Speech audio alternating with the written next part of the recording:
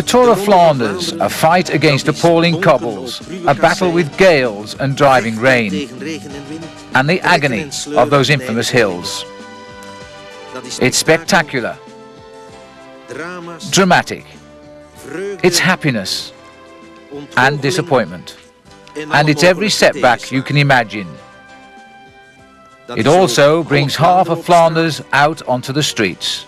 But far more than all of that, the Tour of Flanders is an encyclopedia of bike racing's most famous names.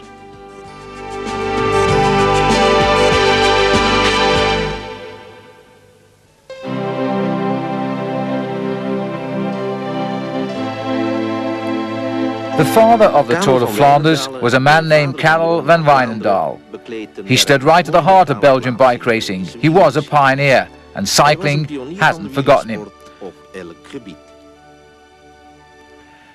Karel Van Wijnendaele knew what it was to be a bike racer. He was one himself, one of the first back at the turn of the century. And when he stopped riding, he became the first real sports journalist in Flanders, in the first real sports paper. Sportwereld offered Flanders its own race, the Ronde van Vlaanderen, a product of Flemish folk and Flemish soil. As if writing and organising wasn't enough, he also had his own troupe of riders, taking them everywhere in the 1920s, around Flanders of course, and under an assumed name also, to the 6 days in New York and Chicago. He picked the Belgium team for the Tour de France for years and brought Belgium success as its team manager. Belgium won the Tour de France 8 times in the 12 years after 1920, and Belgium also filled the second place 10 times in those 12 years, and the third place another 12 times. There's never been anybody like it in the English-speaking world, which is why Belgium has monuments in his memory. Thanks to bike racing, he became a famous and a prosperous man. It's easy to forget that he was a rider himself before he became a journalist.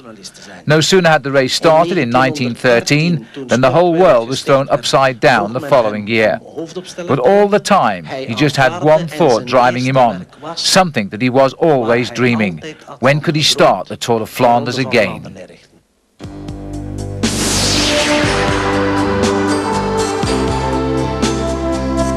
On May the 23rd, 1913, it happened. The first Tour of Flanders. It went in a big loop from the middle of Ghent to Mariekerke. In all, it was 370 kilometers long with 37 riders on the start. The winner was a Belgian, Paul de Man, who also won Bordeaux-Paris, Paris-Roubaix and Paris Tours. In the first Tour of Flanders in 1913, they gave away 1,600 francs in prizes. Well, in those days, that was a tremendous amount. People used to marvel at it, and it was a big talking point. The money that was being given away to bike riders. And why? Well, at that time in 1913, a teacher was only earning 1,200 francs in a whole year. A year later, it was the turn of Marcel Bouys. He was the oldest of a Bouys dynasty, the most famous being his brother Lucien, who won the Tour de France in 1926. In fact, Marcel Bouys started in Ghent without the permission of his French sponsors, the Alcyon Bike Company, but he'd given his word to the organisers, and so he was there.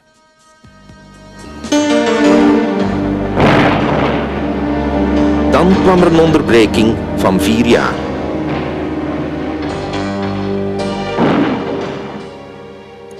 Astonishingly, just 4 months after the last shot was fired, the Tour of Flanders was back on the road. Amper 4 maanden na het laatste schot werd de ronde opnieuw gereden. The race was won by one of the archetypal Flemish riders, Rita van Leerberg. He came straight from the front with all his gear, but with no bike. So he borrowed a bike from the brother-in-law of another rider, and he told the others that when the race started he was going to kill the rest of the field off in the strong headwinds.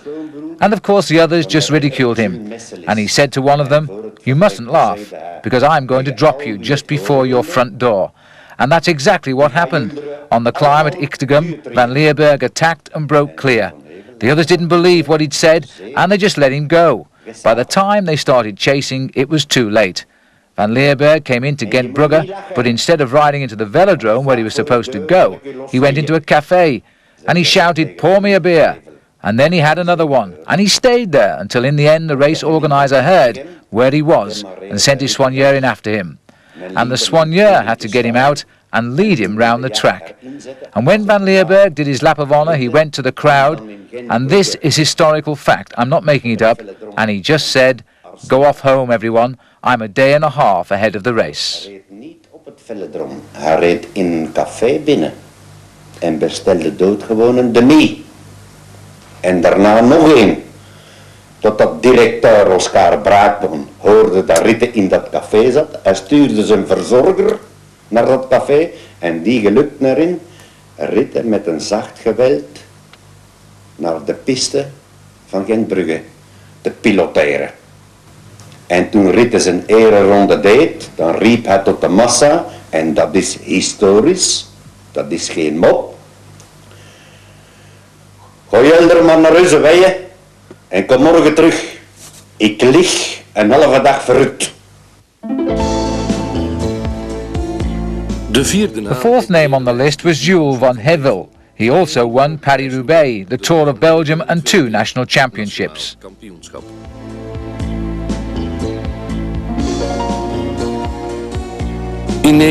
Van Hevel was desperate for a second successive win, something which had never been done. He'd already come third in 1919, but René Vermendel beat him by half a wheel. In 1922, that suited Léon de Vos. The worse the weather, the better he went. This was the bitterest day so far. And finally, a foreigner won, Heiri Suter of Switzerland. The foreign interest in the race had been growing steadily, and a Belgian might have won yet again if Christian de Ruyter, in the middle of the picture here, hadn't punctured in mid-sprint.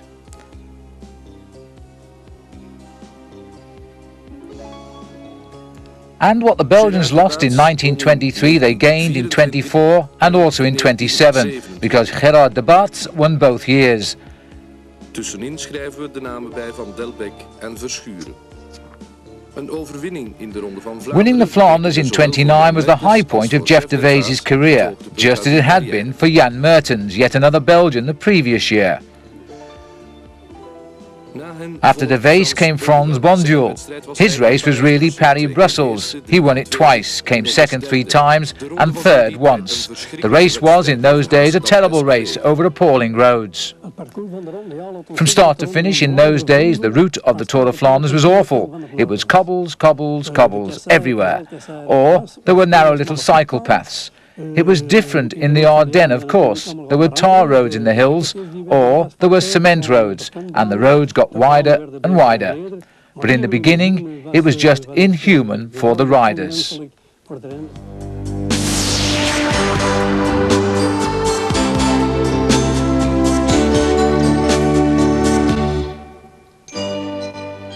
And here's the man who inflicted all that misery, Karel Van Wijnendaele, with his wife at the start of the 16th Tour of Flanders. And here are the favourites, Jeff de Muisere, second in the Tour de France the previous year, and George Rons, already twice world champion.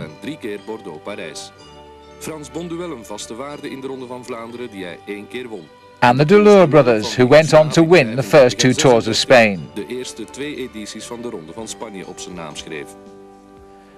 There were 120 riders at the start on the 13th of March 1932. There were some unfit, untried legs among them.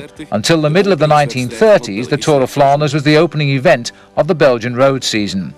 Ordinary folk went by tram, and even in these days, when only the rich could afford a car, there were enough toughs about to create a traffic jam of spectators behind the race. The police tried to sort it out, but of course they got stuck in the jam as well. Up front things were less comfortable. Either you chose the narrow cycle path on the left or the bone jarring of the road on the right. And that being the case, you used heavy tyres, 500 grams every one of them, or about £1 and an ounce apiece. And if you punctured, you fixed it yourself, hoping your gonfleur was up to the job. 1 squirt of compressed air, and it didn't give you a second chance. The favourites were up there, Romain Gisels, the winner of the year before, and the young Fons Deleur. Deleur lost, and so Gisels became the first man to win in successive years. And it wasn't a bad year for him either. He also won Bordeaux-Paris and Paris-Roubaix. 1933 went to one of the fast strongmen, Von Schepers, who was also second the following year. The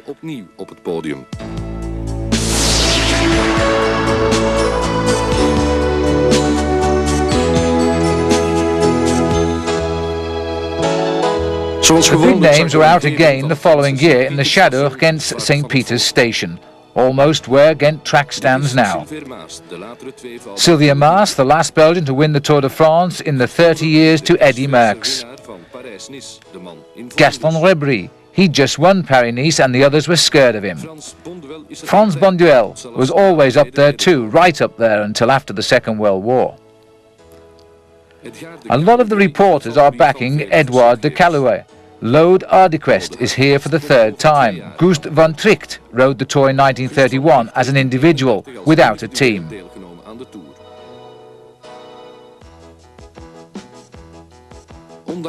Despite the weather, 160 riders are away dead on time at 8:30. It's the biggest field so far.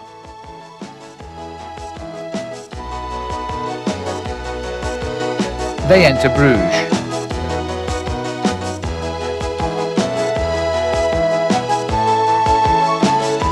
An accident knocks out De May and Ardequest.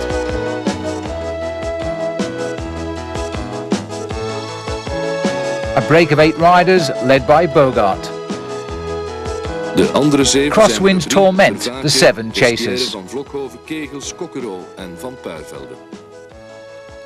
Then it's Verlinden who leads the big bunch.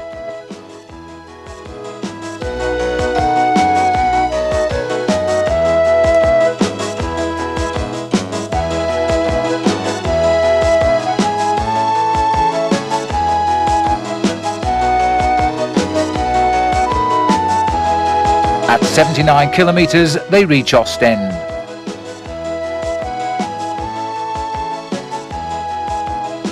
Then there's a bad crash at Torhout. De Muzier and Joly are the worst hurt.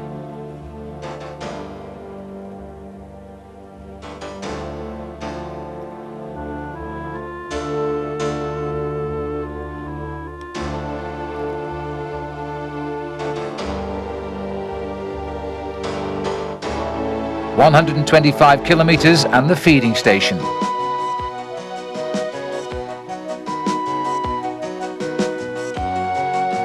The 2 leaders have now 6 minutes. Then Verweyck is dropped on the Idelaar climb.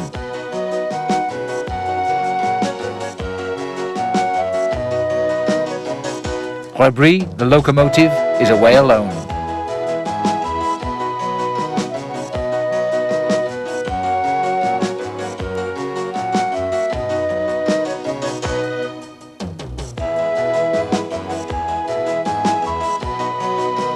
Schepers drops Noteman and attacks.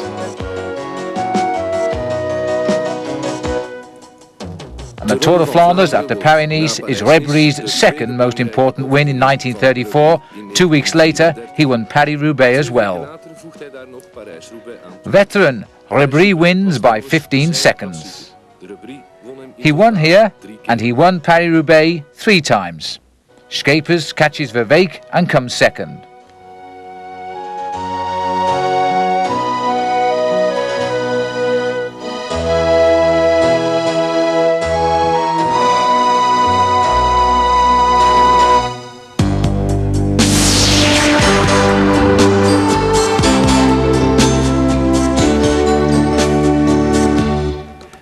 Now there are 140 riders, and the weather's still as bad. Only half the field is still in the race by half distance. Zo stond het in de krant van maandag 15 april 1945. A puncture to Lonke. De Keisje punctures and chases back. Rebry still leads at Blankenberg. This is his break. Romain Mees, Den Eichels, Nemmens, Roems and De Pau. They've been away since Eeklo. Rebry still leads near Ostend station.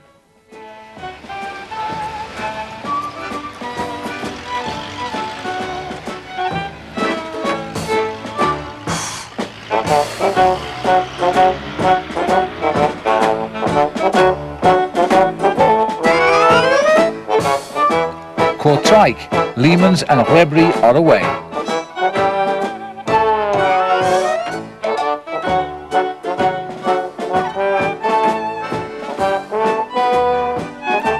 Rebry punctures and chases through Zwevegem.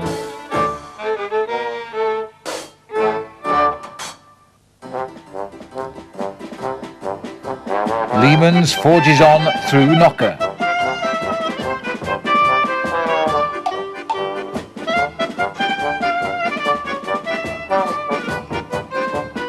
On the Kwaremont, Rebry and Leemans rejoin.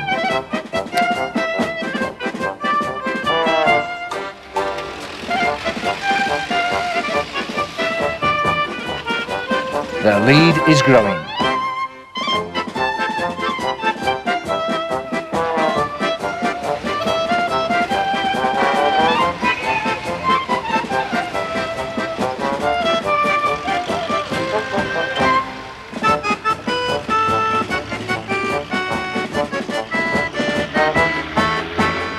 In the second group is de Calave and Bonduel.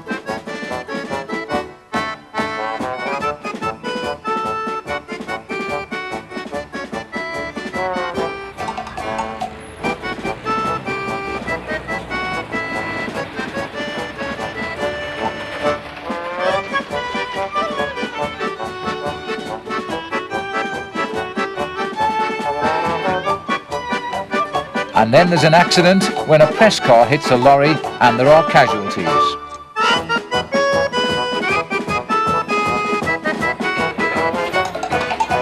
Le Mans leads at Opfasselt, but the others are chasing.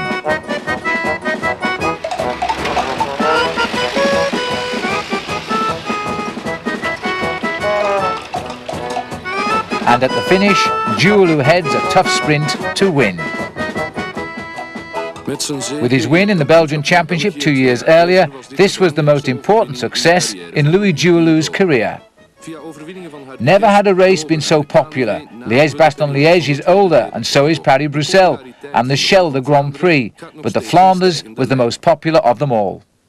Right from the start, people were curiously fond of the Tour of Flanders. I think that's because right from the 1920s, anyone who had a car or a motorbike could follow it.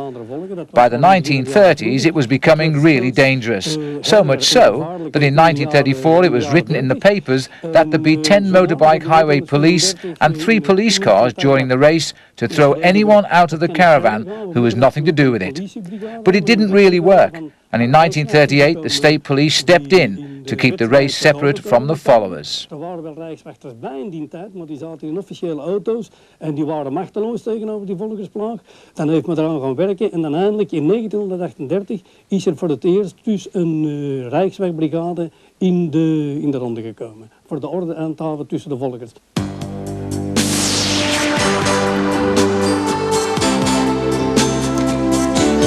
The headline, Sportwereld's Tour de Flanders sticks to Sunday, April the 2nd. So what, you say? Well, nothing really, except that Sunday, April the 2nd was election day in Belgium and voting compulsory.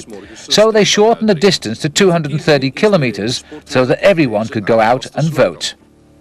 De Belgische tourvedetten krijgen extra aandacht van onze cameraman.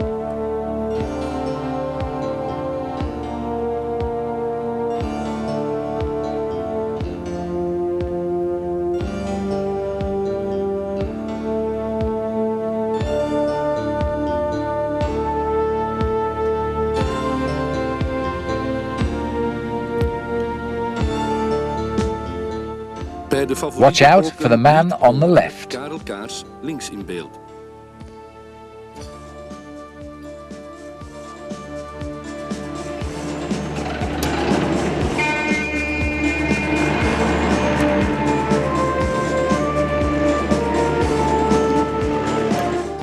Kaas, the unexpected, shows his character on the Kwaremont. Karel Kaas was a wonderful track rider. You could see that in his smoothness. But oh, said the pundits, he's too lightly built for a tough race like the Tour of Flanders. But Kaas thought otherwise. He came straight from the 6 days to the cobbles.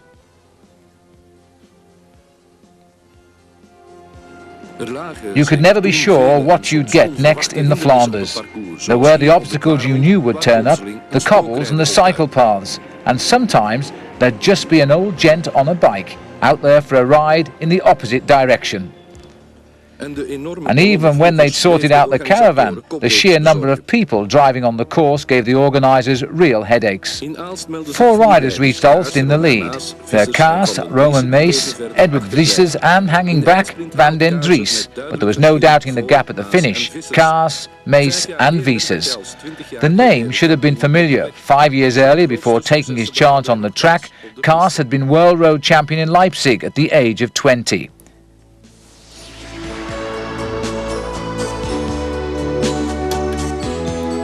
The Second World War didn't stop bike racing in the way the First War had. The Germans were in occupation, but racing continued, especially in Flanders.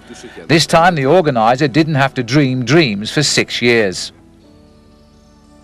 The riders were there, the reporters were there, but so in their uniforms were the soldiers.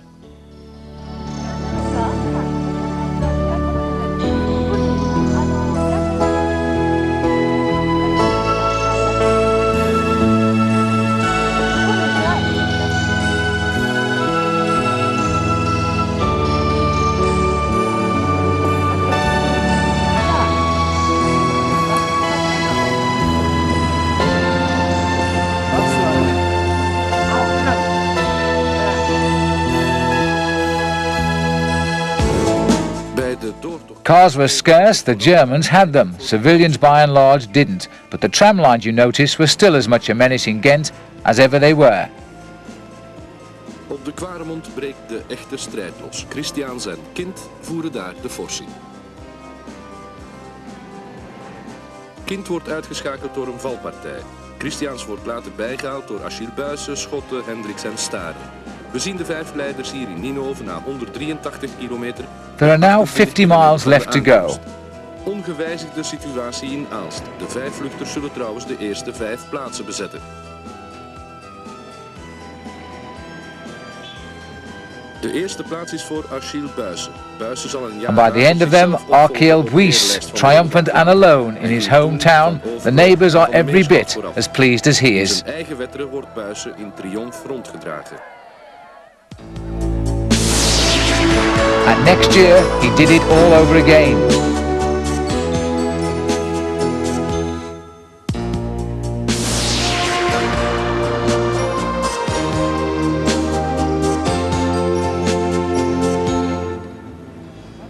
The Hotel Continental, St. Peter's Square, Ghent. The war has changed the face and the faces of Belgian cycling. There are new stars for the crowds in their raincoats and hats.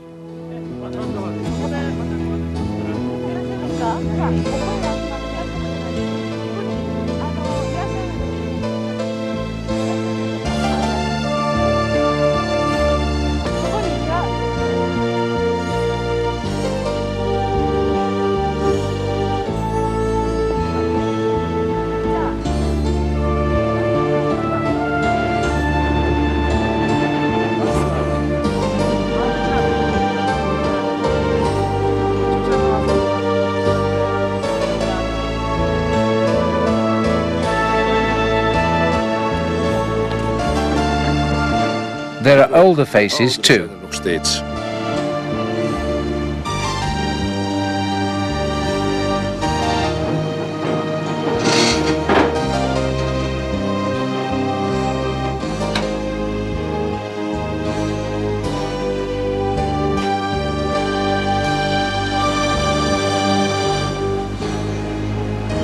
Dit is weer een jongere, Jacques Geus, met naast hem als jeune premier Lomme Drieses. Lom Driesens, a young man here, is the man who claims to have brought Koppie, Merckx and Freddie Mertens, especially Freddie Mertens, to fame. He was a team manager for many years, and it's still impossible to sort out the stories that surround him. The tram lines again. Will they get across this time? Ah, yes. Flanders is a flat land with trees but no forests. The wind in these early season classics can blow straight off the North Sea in a gale, and very often does. The bunch remains intact.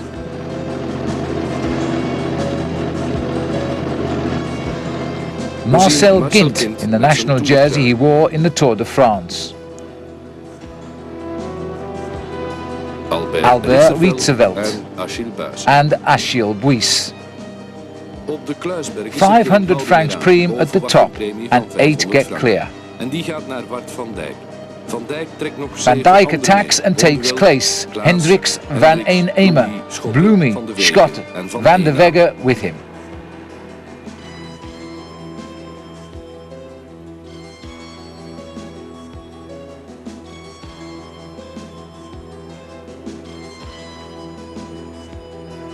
The race finished on the indoor track in Ghent, with thousands standing outside in their hats and coats. The cameraman's there as well, because he's already discovered the track's too dark for his film. So he stands outside to film shot, leading the rest inside.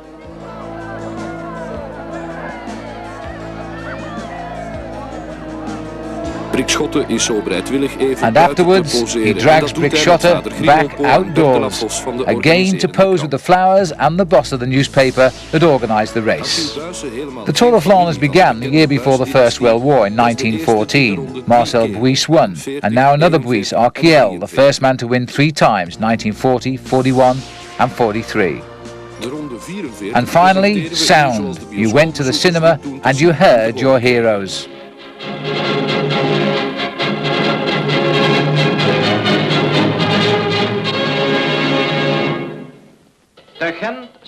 103 riders leave Ghent for this, the first non-silent Tour de Flanders. All the favourites are here, says the commentator. Van Steenbergen, Vlaming, Kint, 45 kilometres per hour. The gateway in Brugge, then the speed drops as the racers go through Roeselare, straight into the wind as usual, still no break. And into the hills, the Quaremont.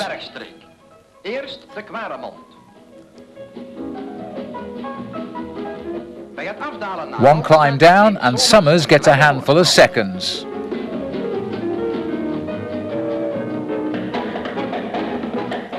He stays clear over the Kruisberg and a group gets up to him in time for the Idelaar. You rarely see pictures of the climbs themselves because the roads are too narrow and the old cameras still stuck up on their tripods were too large. And so you have to take my word for it that they did ride all the hills and that they're now 75 kilometers from the finish and going like trains with the wind behind them. And then there were 3. Van Dijk is sick and he gives up, which leaves 2 10 kilometers from the end. Except that the best riders in Belgium are chasing like fury, Kint, Claes and Van Steenbergen, and the leaders come back. And then there's some indecision about the best way into the track. Up hop the rest and Rik Van Steenbergen storms inside to win. Van Steenbergen cashes in as Claes and Sterckx crash. It's one of these curious facts that Rik Van Steenbergen's wife is a woman from Wigan who had no idea she was marrying one of the strongest and wiliest old bike riders in the land.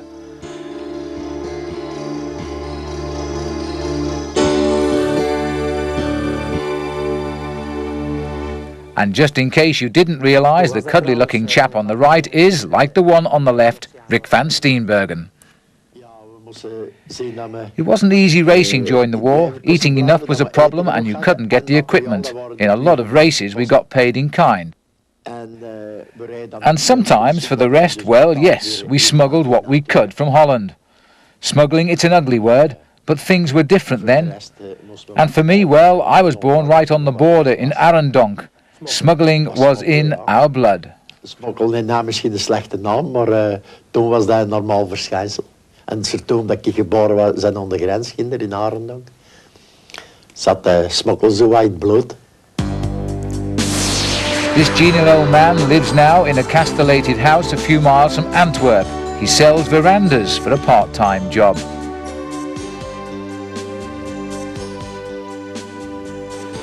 For me, the best classic I ever rode was the 1946 Tour de Flanders.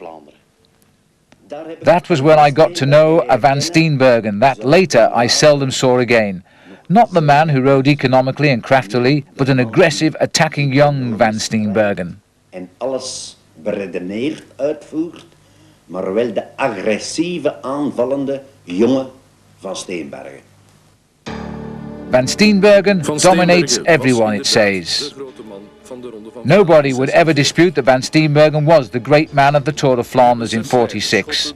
6 leaders, Schotter is there, and de Klerk, Van Steenbergen and the Frenchman Tietar. Together they got away on the descent of the Idelaar. And from then, Van Steenbergen and Schotter powered their way clear, and then up came Tietar. 3 miles from the finish, Van Steenbergen showed why they called him the Lion of Flanders. The national champion won the national classic.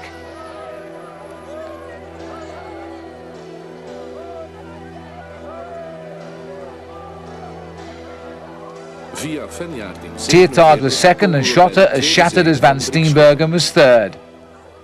But Schotter wasn't finished. There must have been, about 25 of us away after the climb of the Quaremont. We got to Ulst and we carried on through to the finish. And then I beat Ramon and Reckert in a straight sprint. We zijn de weg gegaan met 4 op het laatste. Klopte Ramon in de sprint, Rijkaard en Impanisch. Of Impanisch was hij derde en Rijkaard vierde. Lions, of course, are known for their mane of hair. That was one thing that Fiorenzi Magny could never boast. But the line, nevertheless, is the emblem of Flanders, and Magny tweaked its tail so often, 1949, 1950 and 51. So much so, the Italians called him Il Leone della Flandre. Magny had the exact build for the Tour de Flanders. He was a powerful man and really quite a character, because he was always gossiping away during the race. But that was a bitterly cold day. Just 3 riders can stay with him all day long, and Magny just stayed there, daring anybody who felt strong enough to come by.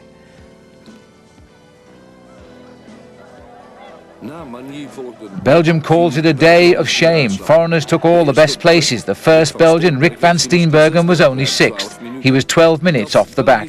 It was a debacle. Twice more Magny won, each time riding better and better than the year before. De Kock won for Belgium in 1952, but then the little Dutchman Wim van Est in 1953 came along. Raymond Impanus may have won in 1954, but never again could the home nation guarantee it would win its biggest race. The little village of Gerardsbergen is notable only for its high street, which you can see is not like your average British high street.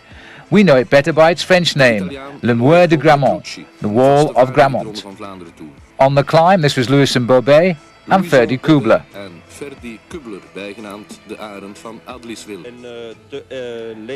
There were a group of us got away, and we were maybe 20-25 kilometers from the finish line.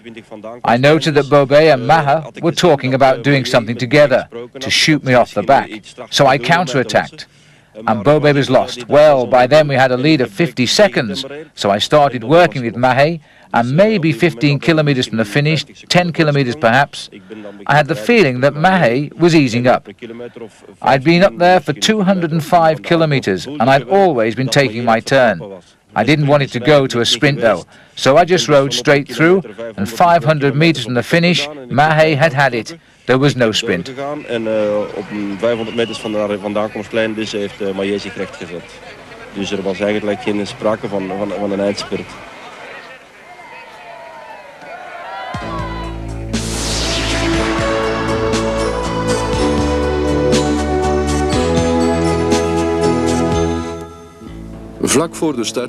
Nerves were showing immediately before the start, including Karel Van Wijnendaele. German De Rijk, winner of Paris-Roubaix, the Flèche Wallonne and Milán-San Remo. Nestor Sterks, king of the criteriums, is 32. Pino Cerami, a year older. And this is Jean Brancart, a rare French-speaking Belgian in the bunch. Rik van Steenbergen, not a single big win in 1955. Wim van Est, the first Dutchman to wear the maillot jaune. Hugo Coblet, the so-called charm peddler, riding for the first time. Louison Bobet, world champion and once 6th and twice 4th, but never a Flanders winner. 201 starters, a superb field, a dry day despite that puddle, but bitter cold. And it takes 13 kilometers for a group of 13 to move to the front. Van Steenbergen is among them. Met onder meer Van Steenbergen, Marcel Janssens, de Korte, de Nederlander Adrie Voorting en de Fransman Carrara. And on the Kleisberg, 150 kilometers on, Van Steenbergen does the damage. He gets to the top first and wins himself a washing machine. Gaultier, Dupont, Coblet, they have 2 minutes 20 to make up. Dupont en Hugo Coblet. Hun achterstand is 2 minuten 20. And then comes Bobet. 3 minutes have passed since Van Steenbergen went by. Further back, it's Petrucci.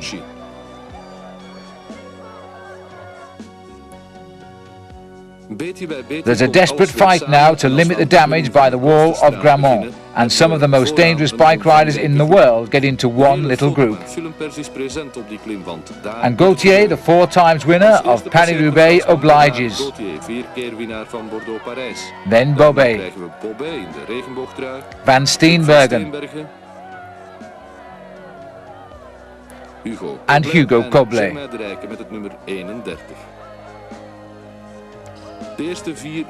And they stayed away. Bobet, Van Steenbergen, Coblet and Gaultier. Bobet's enormous thighs pounding the pedals.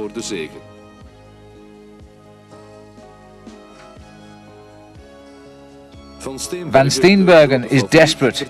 He goes from well out. And Bobet and Coblet ride by him. Bobet wins, Van Steenbergen is third and disappointed. 1955, that was the Tour of Flanders I don't like talking about. The hills had gone, and Coblet came up to me, and Bobet and Gaultier as well. And there were 4 of us then.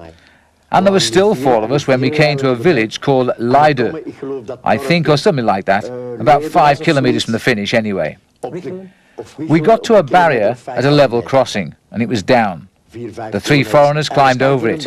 They might be allowed abroad to do that, but I didn't know about it in Belgium. But they climbed over it anyway, so I followed. And I had this feeling that I could still win. And then an official's car came up to us from the Belgian Cycling Association, a Mr. Van der Kerkhoff. And he said to me, "Rick," he said, "you've been disqualified." And I said, "Disqualified?" And I tried hard in the sprint, but I just couldn't do it. And so I was beaten by Bobet anyway. En vanaf dat hij zegt gedeclasseerd, kon ik weet niet, sloeg dat in mijn benen of heb ik in de sprint er niet meer kunnen uithalen wat ik normaal wel kan in de sprint, kost in de sprint. En ik word geklopt door Bobet dus.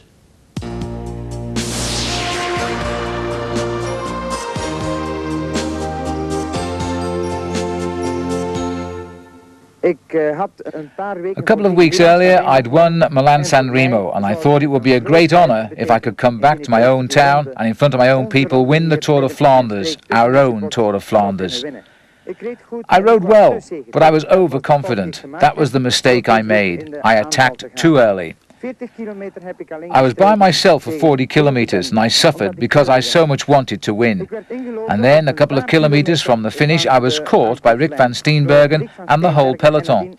That was a really heavy blow to me and I felt it for a long time afterwards.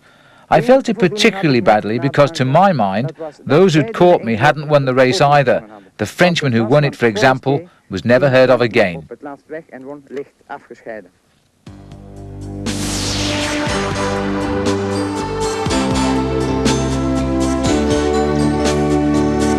I lost the 1956 race, but it taught me a lot in compensation. And the first thing that I learned is that you don't win only with your legs, but more with your head.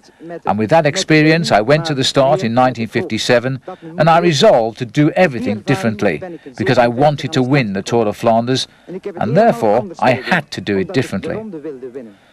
Nothing much happened in the first part of the race. There was a few breakaways, but nothing important. In fact, everything was pretty quiet. Then I had to make a decision. I got away with a few riders with me, and I knew the big battle would come on the wall of Grammont. I got over the top with about half a dozen others. The best thing was that I got clear without Rik van Looy, and I won the sprint easily. I'd done it. I'd achieved my goal as a professional by winning the Tour de Flanders. Op de muur ontstond een gevecht en er was reeds sprake van een tweestrijd van Looy de Bruyne op dat ogenblik. Ik kon echter op de muur met nog een zestal anderen wegraken zonder Van Looy. Dat gaf mij vleugels. In de spurt won ik gemakkelijk, zal ik maar zeggen. Alles was goed voorbereid. Mijn doel was bereikt. Ik had mijn Ronde van Vlaanderen als beroepsrenner gewonnen.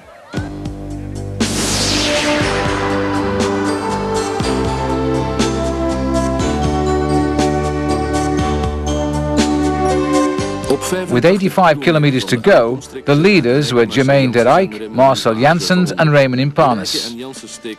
De Rijk and Janus stayed in a slightly higher gear on the wall of Grammont, and Impanus vanished. The hopes of winning, though, dwindled when first 4 chasers and then another 3 caught up with them on the circuits through veterans. But de Rijk had something left and he won. Willy Troy was second, Conterno of Italy third.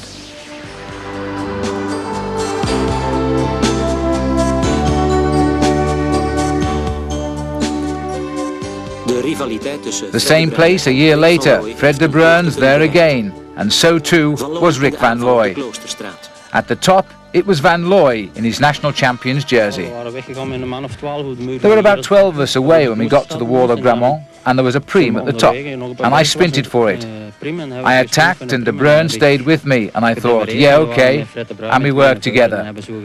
But then, just before Ulst, a bunch of 15 joined us as well. Gilbert Desmay attacked. Now he was in the same team as me, but luckily for me, Frans Schruben went after him. And so I jumped too, and when it came to the sprint, yeah, I won.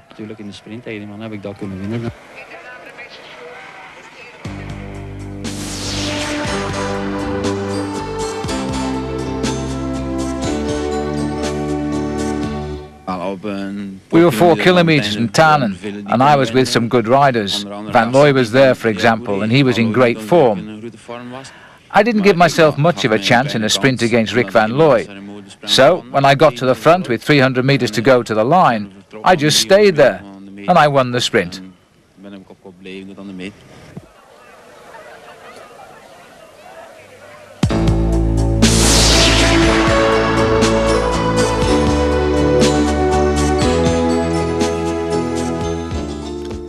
If you wanted to win, you had to reckon with Van Looy.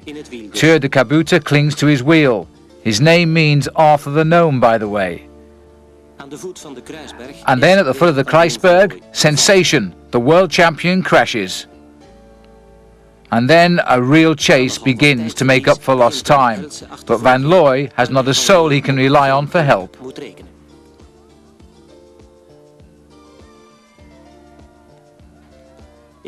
And in Zottegem, he gives up. That, for Belgium, is the story of the race.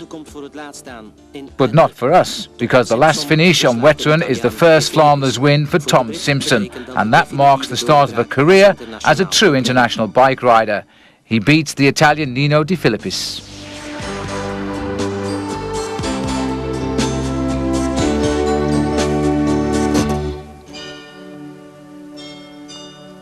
The town square in Bruges, 55 kilometers have passed. This is the bunch. Ahead of it, a commando of 14 led by Van Looy and 6 of his teammates. The reaction is all you'd expect, a frantic chase. There are no fewer than 6 echelons along the coast. The last one is still in Ostend, 3 minutes behind. Up at the front in Roeselare, the battle's easier. In the hills, the best get to the front. Tom Simpson, Norbert Kerkhover, the Belgian champion Michael Van Aarde, world champion Van Looy and his teammates Jeff Plankett and Noel Forey. Their lead varies from a minute to a minute and a half. It's demanding for Simpson, and Van Looy's glad of a closed level crossing to rest his stomach cramp.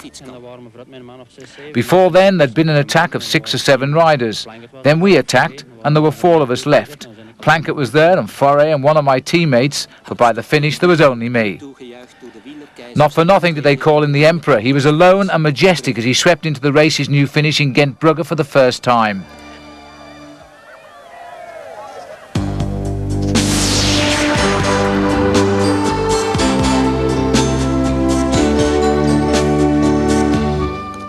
There's never a shortage of Belgians with nothing better to do than watch the Ronde, which clearly pleases Norbert Kerkhoven, the Belgian champion, second in the Tour de France the year before, and Rudy Altig, second to Tom Simpson in the 1967 world title, and the national champion of Holland, Abby Geldermans. But there's only one favourite, Rick Van Looy. He's not just cold, he's also weakened. Plankett's not there to help him. More than ever, it was Van Looy against the rest.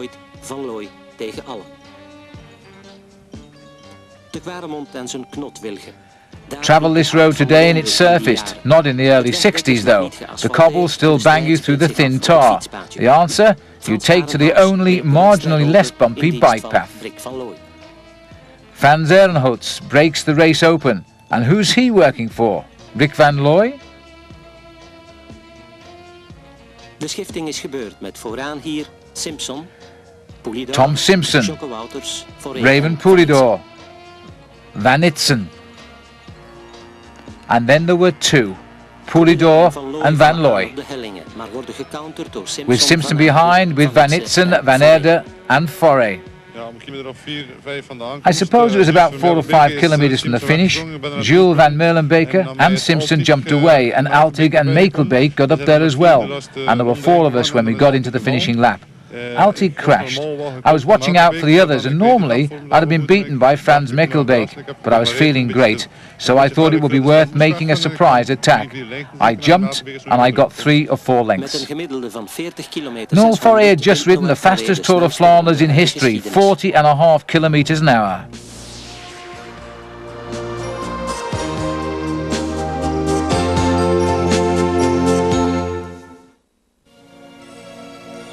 Belgian borders the North Sea. Rarely does it rise more than a few feet, and the wind blows mercilessly in spring. Yet despite it all, Altig is a superhero this day. There are 60 kilometers to go and he's ridden the competition off his wheel. Rick Van Looy, Peter Post, bit and bit to bring him back.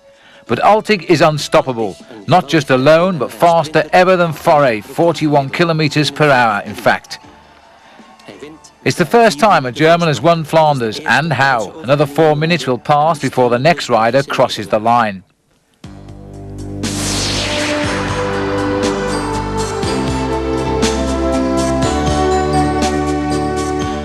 An easy start and a hard end.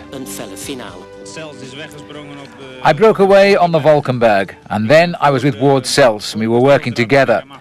At the start, Sels was just so terribly strong. But then later, closer to the finish, I could sense he was weakening, that he wasn't no longer as strong, and that inspired me to win even more.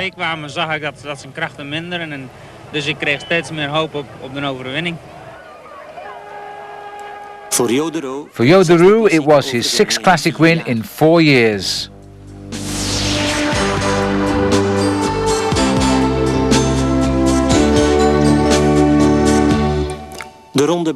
Just a kid, but the Tour of Flanders itself was now well into middle age. This was race number 50. In the middle of this crash is a rider of whom folk are already saying quite a lot about. His name, Eddy Merckx. But for him, like Walter Godefroot and a few others, the race was already over. This was Willy Plankett and Gianni Motta. And from the hell of the cobbles, a leading group of 14 established. And from them, Ward Sels, who'd been one of the world's best single-day riders for years, finally got out from under the shadow of Rick Van Looy. Durante of Italy and Belgium's Van den Berg and Willy Plankett. Good, but not good enough.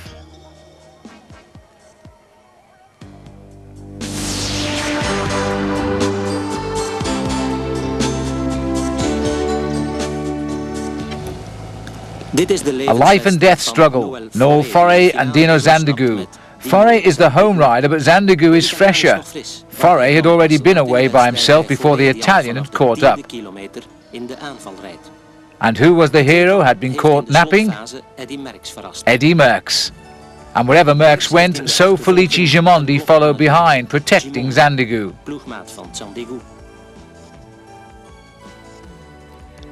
It's a hard ride even on Merckx's wheel. Merckx had already won his second Milán-San Remo and Gent-Wevelgem. Barry Hoban and Willy Monti were also chasing.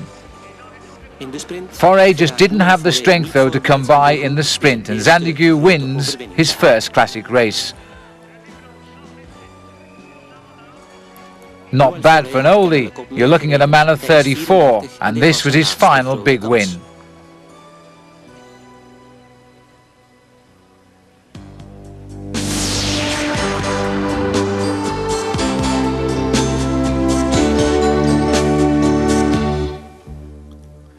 Everything happens on the wall. This time the moves come from Wout Sells, Poulidor and Eddy Merckx.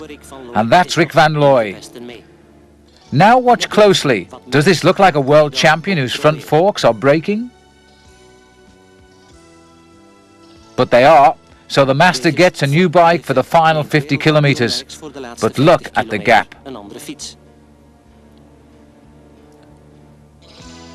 Walter Godefroot is as fresh as they come. The Tour de Flanders, pretty simple so far, he says. Good weather, although they're averaging 42 kilometers an hour. Van Looy's already lost Merckx's wheel once this race, now he's more careful. Guido Reybrouck, the mouse, plays while the big cats watch. And then pounce. It was just one of those classic sprints. Walter Godefroot gets it in front of Rudy Altig and the Dutchman Jan Janssen. Walter Godefroot has beaten some of the world's best sprinters.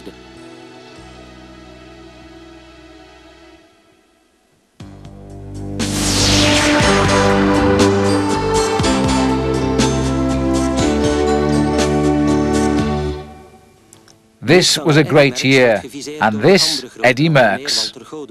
Walter Godefroot, Felice Gimondi and Raymond Poulidor.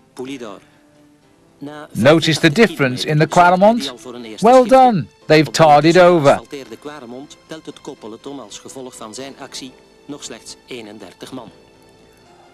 This makes it easier, which means there are 31 riders with Merckx instead of the expected half a dozen.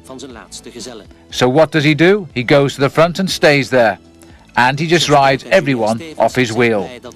They're shattered just from trying to stay with him, and there are still 75 kilometers to go. We'd say it was brave out there in the wind and rain. Lom Driessens, his team manager, said, "You're mad, Eddy, plain mad." A puncture for Gimondi, but what does it matter when Merckx has already got 5 minutes? Hoe zou de eerlijst van Gimondi er hebben uitgezien zonder het fenomeen Merckx? Nobody has ridden the Tour de Flanders like this since Fiorenzo Magni in 1951, but Merckx has already been away even longer than that and ridden quicker. You're watching the greatest performance there's ever been in a Tour de Flanders.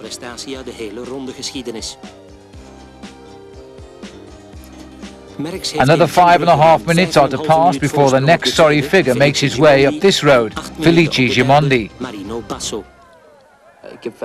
I never actually attacked. I just kept the tempo going at the front in the ordinary way and, well, a gap appeared.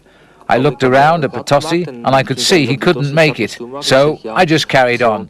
And then at a particular moment, I knew what I had to do.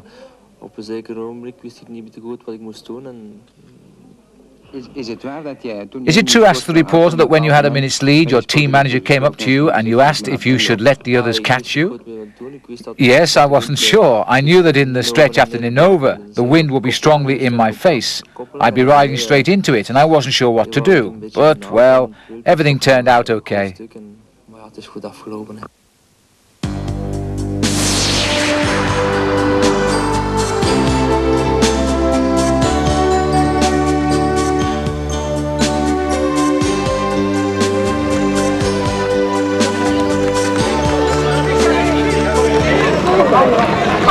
Eddy, If the television reporter looks strangely familiar, well, it's Fred de Bruyn who won this race in 1957. Eddie, he says, you're seen as the favourite today, but how do you feel about it? And Eddie replies, well, to be honest, I feel a bit nervous because it's a big race and you're bound to feel nervous. But everybody else must be feeling the same way. So then de Bruyn goes off to find Patrick Sercou and they start talking about the weather. Oh, says Patrick, I'm pretty much wrapped up against the wind, but I just hope it doesn't rain. And what's that on your knee then, says Fred? And Patrick says, it's to keep his knees warm because he's been hurting a bit lately, probably from the cold, he says.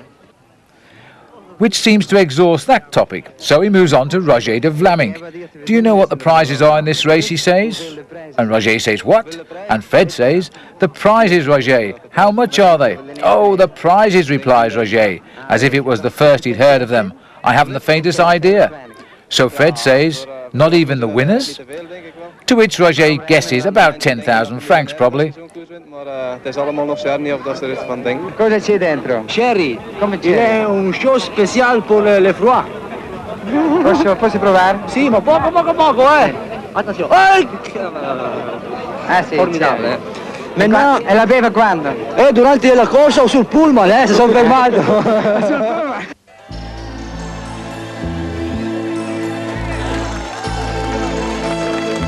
This was a race anyone could win. De laatsten zullen de eerste zijn, schijnt de tv's te Rick zijn van Looy, Rick van Looy. Roger Pingeon, who won the Tour de France the year that Tom Simpson died in 1967. The Alps didn't trouble him, but here on the wall he's weakening. Eddy Merckx, soon to be called the cannibal for boiling the opposition alive.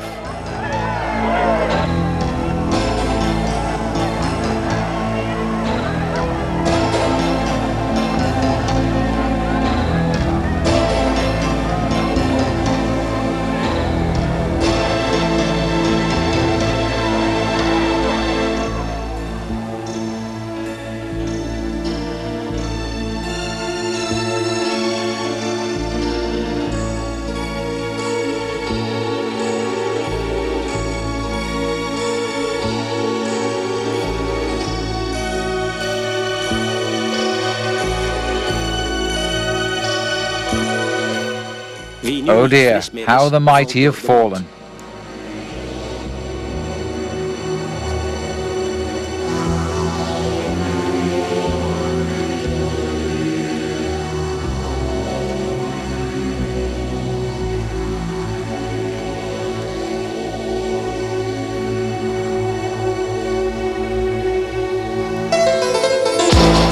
Merckx has saved Belgian cycling and he's brought back the spirit of copy.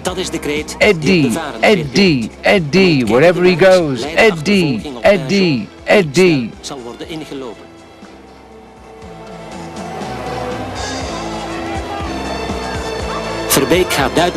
Those who can struggle in his tracks. 10 kilometers to go. Pingeon is nowhere. It has to be Merckx, Godefroot or Eric Lemont. Tragedy strikes Merckx. A puncture in the final kilometre.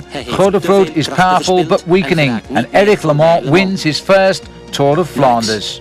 Merckx is third.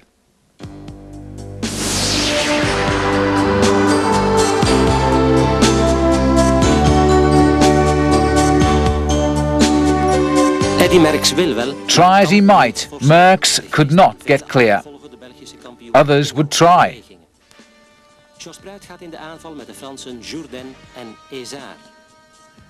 In the end, everything hung on the final attack. In this case, it was the Dutchman Yves Dolman. It was the biggest win of his career, and it was entirely unexpected.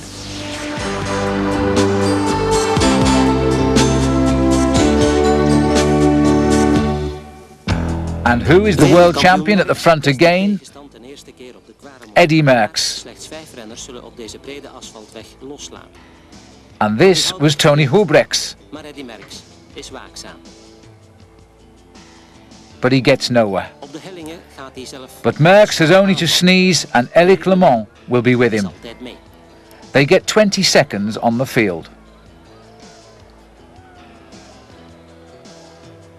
Voorbij de Steenbeekberg geraken Merckx en Le Mans 20 seconden voorop.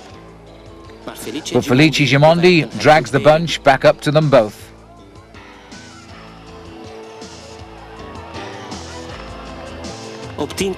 There are now 10 kilometers to go and the final decision has been taken.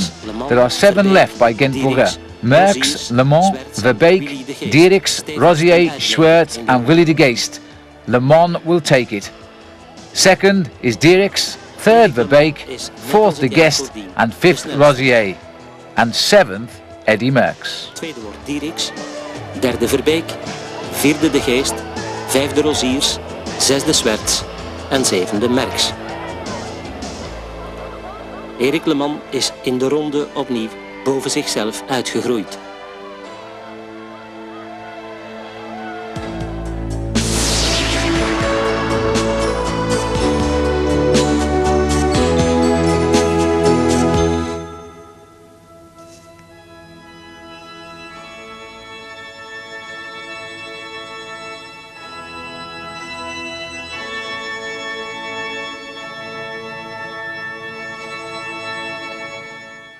In 1973, Belgian television made a report about reporting. To get a bike race onto the screen involves huge numbers of people and a massive amount of equipment.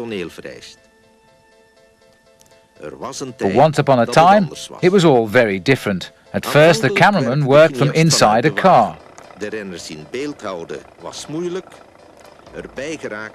It was a difficult and sometimes impossible task.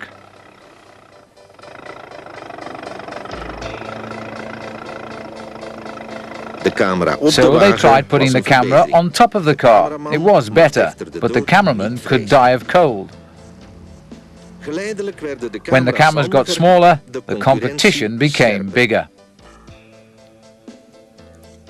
And when TV started, there were only fixed cameras, which meant the coming of mobile cameras was a revolution. You are now sitting in front of your TV right in the middle of the race. And as soon as cameras started going into helicopters, the coverage of bike races was close to perfection.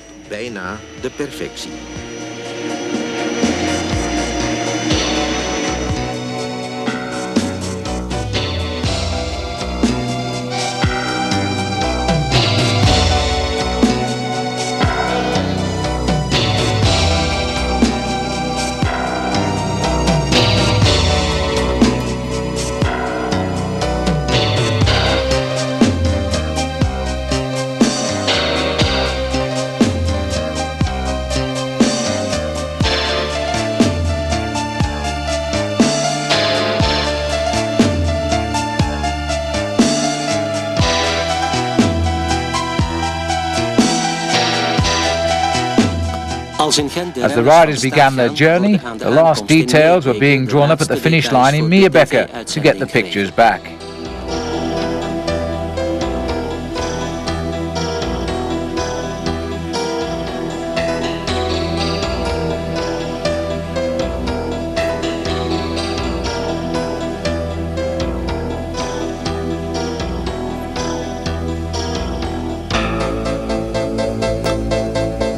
De bevoorrading verloopt probleemloos. Het is wachten op de grote strijd.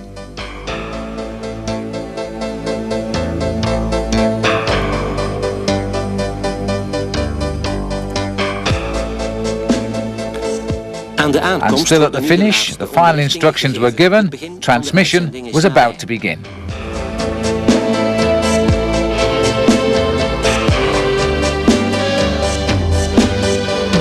The helicopter was in position.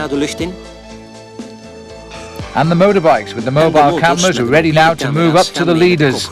A group still 13 strong. Het kaf is al van het koren gescheiden. De finale kan beginnen.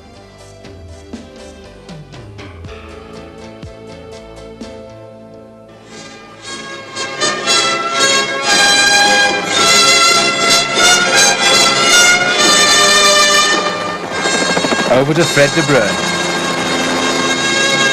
Sportief hebben ze een goede namiddag vanuit Meerbeke, waar wij dan straks de aankomst krijgen van de Ronde van Vlaanderen. U weet het voor de eerste maal dat de Ronde van Vlaanderen aankomt hier in Meerbeke. L'arrivo quest'anno è a Meerbeke, è stato cambiato il tradizionale arrivo a Gentbrugge che era la All of the famous cycling nations were taking these pictures on direct. They were live. Tra le Fiandre orientali. En we zitten hier nu de beide leiders met van de And these are the two leaders, says Fred, who's probably the most popular commentator Belgium's ever had. Frans Verbeek is there, he says, and Walter Godevoet, Patrick Sercou and Eddy Merckx. De renners zijn in Gerardsbergen. And from the wall in Gerardsbergen, the control room was expecting the best pictures of all. Ja meneer, Luc, blijf maar gerust staan. We gaan daar nog de groep nemen als de groep er komt. En daar gaan we vertraging van teruggeven als het de moeite is.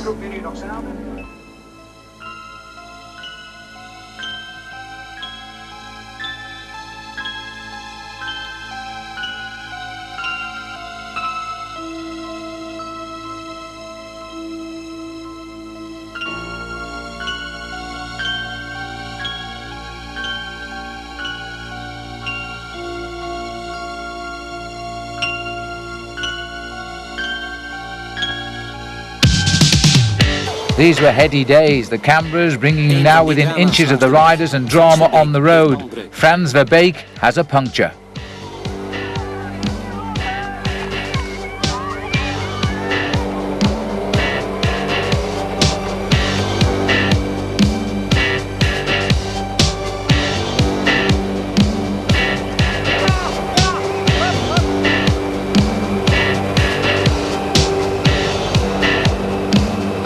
And Britain too had her own pioneering commentator. After already having completed 140 miles, and the rain, which has been threatening all day. This was David Saunders. Gusty wind, and now the rain is beginning to fall slightly as we come back down onto the road. And that freezing rain and driving wind made the finish tougher than ever, and it was dangerous too on the slippery roads, and not just for the riders.